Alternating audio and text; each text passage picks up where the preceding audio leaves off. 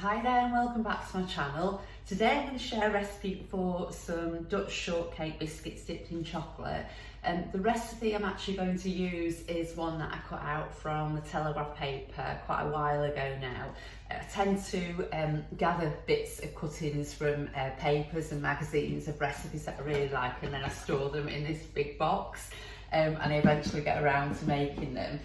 This recipe for the Dutch shortbread biscuits, I made them the other day and they turned out really well. The only thing was I felt that my piping could have been better. I could have made a better shape with the biscuits. So I thought I'll pop the camera on again today and then go through the recipe with you as well. Because I say they're really nice and it's something I think you may like to do as well. So I'm just going to drop the camera down and just show you how easy they are to make. Okay, so I'm going to put the full recipe of this over on the blog and the link will be below, but I'll just go through with you how easy they are to put together. Okay, so I weighed that butter out before and that's just been sitting on the side just so it comes to room temperature and it's nice and soft. If it's too hard, it's just difficult to work with. So, and that's just unsalted butter. To that, I'm going to add a teaspoon of vanilla extract. I like to use that one myself. The original recipe mentions about vanilla bean extract, but I'm quite happy with this, but whatever you choose is fine. I'd say extract or bean rather than the essence though, definitely. So just pop that in the bowl, and then to that I'm just going to add a pinch of sea salt. Okay, and then I'm just going to whisk this until it's nice and smooth.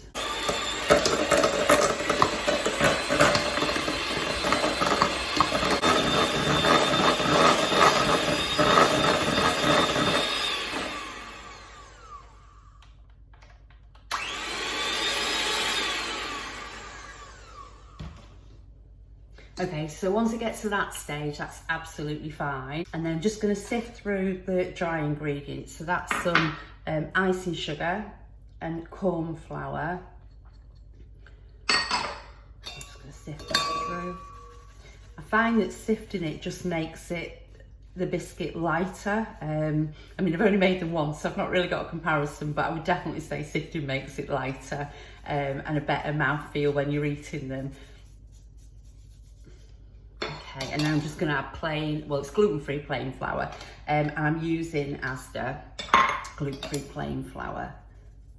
So I think in America, I think if it's like the all-purpose, so it's something that's not got a raisin agent. Okay, and then, oh yeah, just need to add some xanthan gum. I don't often use xanthan gum, as I've mentioned before, but some things really do need it. Some gluten-free bakes really do need it, and something like a biscuit that will need to have like a little bit of a snap to it, you know, just a closer texture, should I say.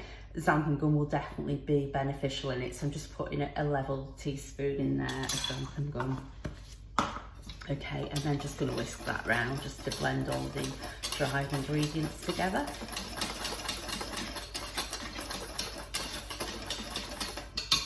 Okay, so of course it is a standard recipe, I'm using it as with many, and it's something that just adapts really well to be gluten-free.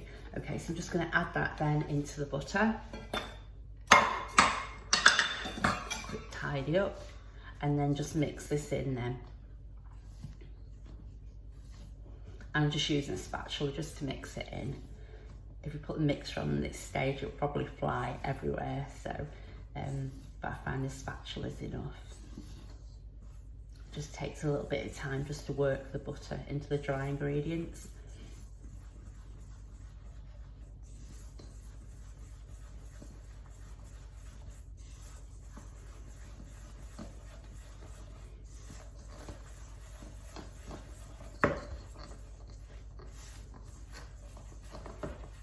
And suddenly you'll notice that the texture starts changing and it really does soften up.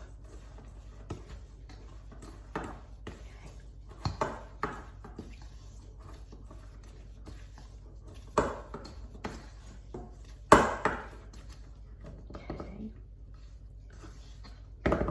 So to that now I'm going to add 2 tablespoons of whole fat milk or whole cream milk. I don't know which way around I should be saying that, but full fat milk, I think that's what the correct term is. Okay, and then just mix that in there. So it's a lovely simple recipe, nice to work with. I did wonder, because of adding xanthan gum, whether I would need to add a little bit more milk than the recipe suggested, but I don't need to do. I didn't need to do, and I don't need to do on this occasion either. Okay. Okay, so that's the mixture all done there. And then we're just going to pipe it out then onto a tray. So the tray here, I've just, I'll pop it there and then you can see more what I'm doing. The tray I've just lightly greased and just put a sheet of greaseproof paper on there. You don't have to put the grease on it, but I just think it holds it a little bit more in place with that. So, okay, and then I'm using disposable piping bags. These are ones I just get off Amazon, and let me show you. Sorry. Star nozzles, that's what I'm using, but if you want to use one a little bit more fancy, that's fine, with form a few more grooves, whichever you choose, but I like that one. And I'm just going to snip off the end there, just for that to come through. Okay, so just something like that. And to make life easier for I'll just move that out of the way for a sec. To make life easier when I'm filling the piping bag, I just like to pop it in there like that. If you haven't invested in this spatula, I definitely recommend that you do for your kitchen, because I didn't for ages. Now I don't know how I won't manage without one. And this one's a great one. It's just one from Sainsbury's. It wasn't expensive, it's only a couple of pounds, but it just does the job. Okay, so that's it in there. Okay,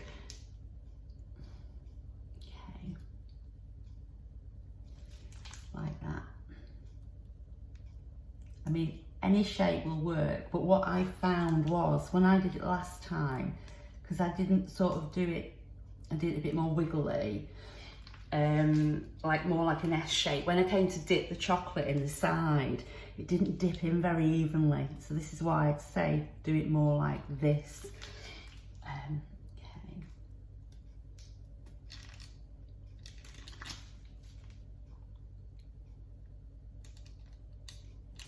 But anything goes. If you want to do like a little round, then that would work as well.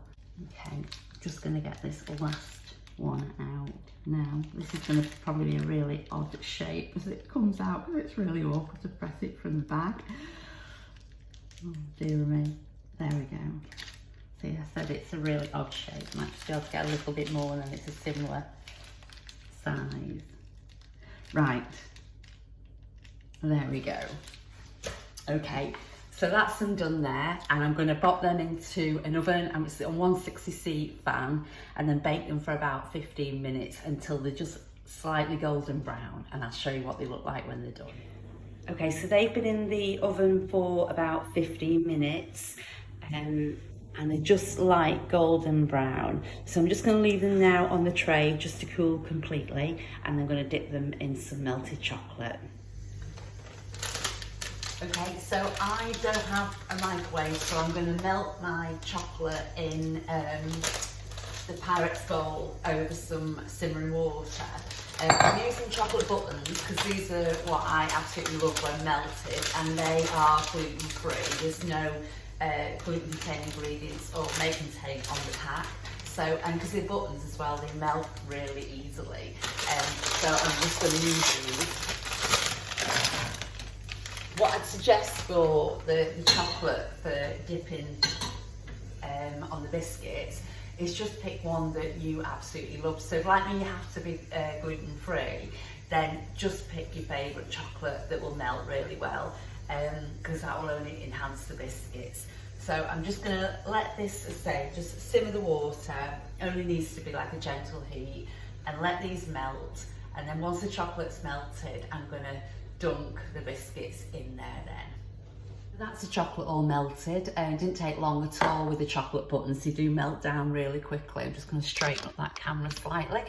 Okay, so and then I just sort of, if you get it down to like a deeper bit there, I find it easier to dunk the biscuits. Now what I should do is line another plate with some greaseproof paper, some fresh greaseproof paper. Unfortunately, I'm all out of greaseproof paper, so I'm just going to use the tray. It's fine, it's not really sort of greasy to put it back on. I'm just going to put it back on there to stop the chocolate sticking to anything else, because once it sets, it should just come off there okay then. And then I'm just dunking the side of the biscuit like that into the chocolate. And what's really nice about these biscuits, they're not overly sweet at all. Shortcake, should I say. So with the chocolate, and because of how you bite it, it's just a really nice combination. So the chocolate gives it the added sweetness, because there's only 40 grams of icing sugar. Oops, that one got a bit of an extra dunk of icing sugar in the recipe. So it's not a lot of sugar at all in there. So say that the chocolate gives it that nice bit of added sweetness.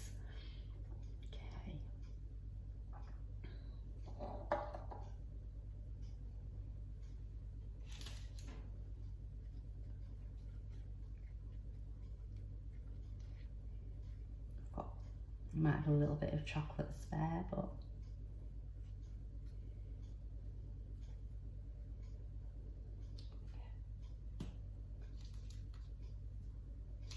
I'll just give that one another little dunk.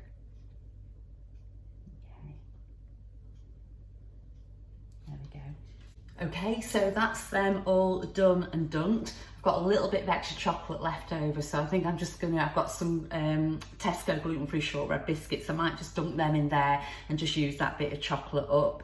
But I'm just gonna let these set now at room temperature. The original recipe does say that you can put them in the fridge as well to set, so if you prefer to do them, then that will be absolutely fine.